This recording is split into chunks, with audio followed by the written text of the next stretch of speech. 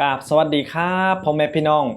คลิปนี้บ่พรสิมาเว้าประเด็นดราม่าเกี่ยวกับช่องยูทูบเบอร์ลาวอีกแล้วเนาะเรื่องนี้ก็ได้เกิดขึ้นกับบ่าวลุยสไตล์ลาวก็คือช่อง YouTube ลาวนั่นแหละพ่อแม่พี่น้องแต่ก่อนบ่พรก็เบิ่งช่องลาวได้บ่พรสิมักเบิ่งช่องนั่นช่องนี้เพื่อหาประสบการณ์ในการมาทำช่องพ่อแม่พี่น้องเลยแล้วก็บ่พรก็ไปเห็นช่องลาวนี่เงียบไปตั้งโดน บ่พรก็แปลกใจว่าโอ้สงสัยอยู่ทะแม่งว่าซ่องเราเป็นหยังคือบ่เห็นลงคลิปทั้งที่ยอดวิวมันก็มีคนเบิ่งหลายอยู่นั่นแหละบ่พรก็แปลกเนาะหรือว่าเราเฮ็ดผิดลิขสิทธิ์อีหยังบ่เนาะมามื้อนี้บ่พรก็ได้มาเห็นซ่องเบาต้นเนาะเพิ่นก็ได้ลงไว้ว่ามีคนลาวนำกันเนาะไปรายงานลิขสิทธิ์ในช่องเบาลุยเนาะก็คือลาวสิมักเอาเกี่ยวกับ สไตล์ของเราแหละรีวิวถนนคนลาวที่ยูทูบเบอร์ลาวที่ไปถ่ายทำหันหนีนะเราก็เอามารีแคปพ่อแม่พี่น้องอยู่มามือหนึ่งเนาะประมาณเรื่องนี้เกิดประมาณ2 เดือน3 เดือนที่แล้วนี่แหละอยู่มามือหนึ่งก็มีอีเมลแจ้งเข้ามาว่าคุณได้ละเมิดลิขสิทธิ์เนาะก็เป็นลิขสิทธิ์ละเมิด2 คลิปก็คือเจ้าของคลิปเขาแจ้งนะ2 คลิปพ่อแม่พี่น้องแล้วก็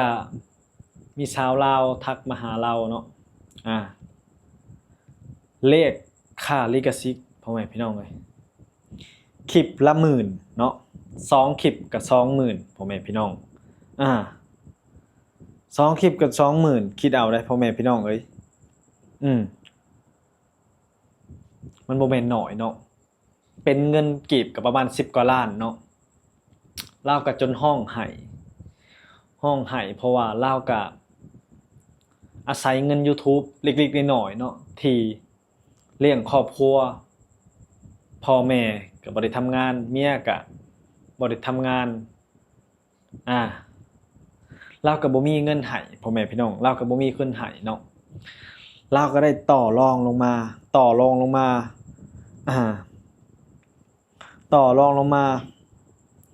ขอคลิปละ3 ล้านเท่ากับเงินบาทไทยประมาณ 5,000 พ่อแม่พี่น้องเอ้ยเท่ากับเงินบาทไทยประมาณ 5,000 นี่แหละแหละคุยกัน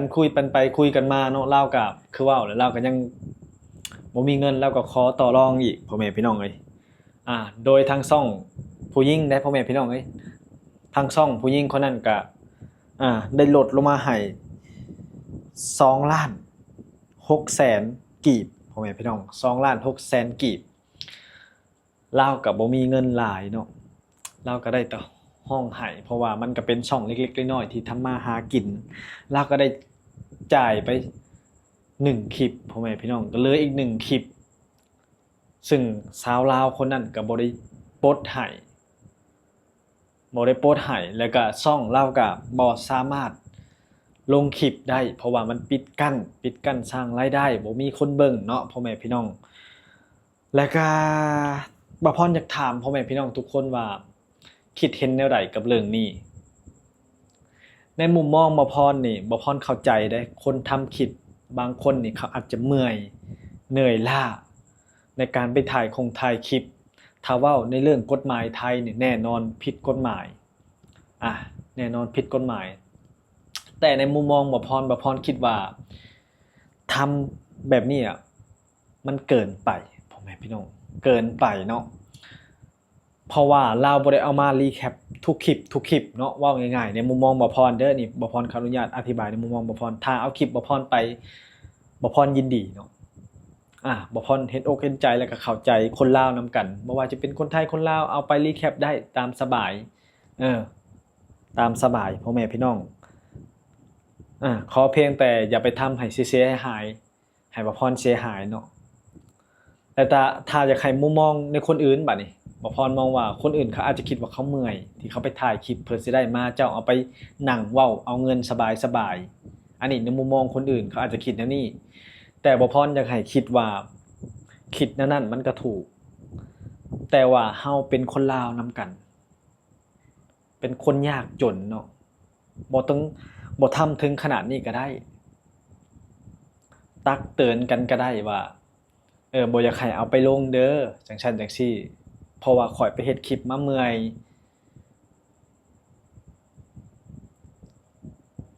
อันนี้มันทำเกินไปพ่อแม่พี่น้องเนาะเลขเงินถ้าเราเอาทุกคลิปมาลงนี่อันนั้นสิเข้าใจอยู่อันนี้เราแค่เอามา2คลิปเนาะหรือว่านานๆที่เอามารีแคปน่ะบ่พรเข้าใจได้บ่พรบ่ว่าได้แต่มุมมองคนอื่นแต่บ่พรก็เข้าใจได้เนาะบางคนเขาก็บ่ได้ใจดีเนาะนั่นแหละเพราะฉะนั้นประชาชนชาวไทยเขาจึงบอกว่าเฮ็ดหยังน่ะให้เฮ็ดคลิปด้วยตัวเองถามว่าบ่พรเอามารีแคปบ่พรบ่เคยเอาคลิปคนอื่นมารีแคปแบบเต็มๆมีแต่แบบไปหาเอาใน TikTok นิดๆหน่อยๆมายิบมาย่อยนะแบบว่ามาพอมันมีเนื้อหานิดหนึ่งนะก็มาเว้ามาหยังแต่ถามว่าผิดบ่มันก็ผิดแต่ว่าเฮาก็บ่ได้ไปเอามาเต็มแต่อันนี้เราอาจจะไปเอามาแบบเต็มคลิปนะพ่อแม่พี่น้องเราแบบคล้ายๆว่า9นาทีเราก็เอามา9นาทีแบบมานั่งเบิ่งเต็มๆแล้วก็มานั่งเว้าบรรยายหยังนิดๆหน่อยๆนะซึ่งในมุมมองถามว่าผิดบ่พรนี่ก็เว้าตามตรงว่าผิดอยู่เนาะแต่คือเฮาเป็นคนลาวนํกันนะมันบ่แม่นถึงขั้นว่าลิขสิทธิ์แบบว่าเป็นเพลงเป็นหยังแบบนี้ถ้าว่าคนนั้นแต่งขึ้นมาเองร้องขึ้นมาเองแล้วเฮาเอามาเฮ็ดนั่นนี่เนี่ยอันนั้นก็สิมองว่ามันเป็นเรื่องใหญ่อันนี้คือเฮาก็เป็นคนลาวความทุกข์ยากลำบากเนาะแค่เอามารีแคปและคลิป2คลิปก็พอแบบว่าปล่อยๆผ่านไปซะเนาะเป็นหยังต้องมาเลขเงินเลขคำเป็นหยังต้องแจ้งลิขสิทธิ์เนาะถ้าแจ้งก็แจ้งแบบชำนึงชำใดยังเพราะว่าอันนี้เว้าง่ายๆคลิปละหมื่นคนอยู่บ้านเขาสิหาเอาเงินไสมาจ่ายคลิปละหมื่นเนาะทำ YouTube มันก็บ่ได้ว่ารายได้เฮาบ่แม่นคนดังคนหยังเนาะเห็นอกเห็นใจกันนะถ้ามุมมองบ่พรเนาะถ้าในว่าเรื่องกฎหมายมันก็ผิดนั่นแหละแต่ว่าพ่อแม่พี่น้องชาวพังไทยคิดว่าแนวใดคิดว่าชาวลาวคนนี้ทำเกินไปบ่หรือว่าสมเหตุสมผลแล้วเนาะบ่พรอยากฮู้แล้วก็อยากฮู้ความคิดเห็นแล้วแนวคิดแล้วก็ให้พ่อแม่พี่น้องเม่นกันเข้ามาเนาะบ่พรอยากฮู้ว่าเฮ็ดเกินไปบ่หรือว่าเบาลุยนี่เราทำผิดถึงขนาดต้องแจ้งแล้วก็ปิดกั้นช่องเราบ่ให้สร้างรายได้ขนาดนี้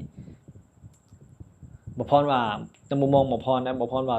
ทำเกินไปพ่อแม่พี่น้องทำเกินไปเพราะว่ามันบ่แบบว่าบ่ได้ใหญ่โตขนาดนั้นนะ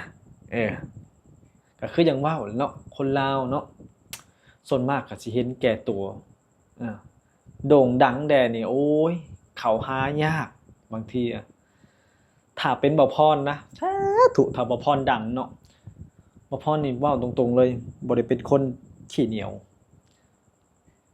เว้านำได้เบิดทุกผู้ทุกคนทุกวันนี้ก็ยังอยากหาโซนคนเฮ็ดคลิปเพื่อแบบพัฒนาตัวเองแต่บ่พรก็บ่ค่อยว่าง2มากก็ถ้าช่องใหญ่ๆมันก็เข้าหาเขายากบางทีเฮาก็อยากไปสนิทกับเขาบางทีเบิ่งเขาก็คือบ่สนใจนำเฮามันก็ยากเด้เพราะฉะนั้นบ่พรก็นั่นแหละก็ค่อยๆเป็นค่อยๆไปเนาะถ้ามีช่องใหญ่โอ้ติดต่อมาอยากพาไปนั่งสัมภาษณ์นั่งคุยกันบ่พรนี่โอ้แฮงดีใจเลยแต่ก็มีเนาะช่องที่เพิ่นแบบว่าเท่าที่บ่พรฮู้มาเนาะบ่พรเจอมานี่ยอมรับอยู่ช่องหนึ่งก็คือบ่าวกีแรงยูซิแนลเนาะอ้ายเพิ่นใจดีแฮงเนาะใจดีแฮงเนาะไปหามาหยังกันก็คล้ายๆคุยกันก็เป็นสนิทสนมกันคือแบบคุยกันแบบว่าเพิ่นก็บ่ได้ไปหยิ่งบ่ได้หยังนะนั่นแหละมันเป็นนั่นพ่อแม่พี่น้องเอ้ยตอนนี้ก็วงการ YouTube ลาวเนี่ยโอ้ยมีข่าวดราม่าออกมาเรื่อยๆเนาะนั่นแหละพ่อแม่พี่น้องบ่พรก็อยากเว้าซำนี้บ่แม่พี่น้องคิดว่าแนวใดก็ช่วยกันออกความคิดความเห็นเนาะสำหรับคลิปนี้บ่พรก็ขอจบไปเพียงเท่านี้พ่อแม่พี่น้องเข้ามาแล้วก็ฝากกดไลค์กดแชร์กดติดตามช่องบ่พรเด้อครับเพราะว่าช่วงนี้ก็เอาหยังลงก็ช่องปิดกั้นหรือว่าบ่มีพ่อแม่พี่น้องเบิ่งหรือว่าพ่อแม่พี่น้องเปิดขี้หน้าบ่พรก็บ่ฮู้เนาะ บ่พรเว้าลิ้นเด้อพ่อแม่พี่น้องขอบคุณเข้าใจที่เข้ามารับชมขอบคุณหลายๆครับ